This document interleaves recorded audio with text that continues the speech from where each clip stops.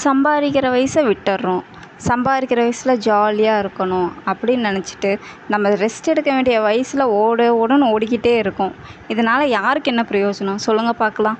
இப்போது நம்ம அடுத்தவங்க மேலே ப்ளேம் பண்ணுறத விட நம்ம ஃபஸ்ட்டு இதாக இருக்கோமான்னு சொல்லி நம்ம பார்க்கணும். நம்மளோட உழைப்பு எப்போவுமே இருந்துக்கிட்டே இருக்கணுங்க. நான் ஒரே ஒரு விஷயம் சொல்கிறேன், உழைக்கிற வயசில் உழைச்சிருங்க. ஏன்னா நம்ம அப்போ தான் ரெஸ்ட் எடுக்கிற வயசில் நம்மளால் நிம்மதியாக ரெஸ்ட் எடுக்க முடியும். இல்லைன்னு வச்சுக்கோங்களேன், சாகிற வரைக்கும் நம்ம உழைச்சிக்கிட்டே தாங்க இருக்கணும். ஆனால் ஒரே ஒரு விஷயங்க, நம்மளோட உழைப்பில் மட்டும்தாங்க நம்ம இயங்க முடியும்.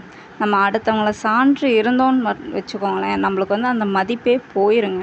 அதனால் இப்போ இருக்க இளைஞர்களாக இருக்கட்டும், எல்லாருமே உழைக்கிற வயசில் உழைச்சிருங்க. உங்களால் எவ்வளோ சேர்த்த முடியுமோ சேர்த்துருங்க.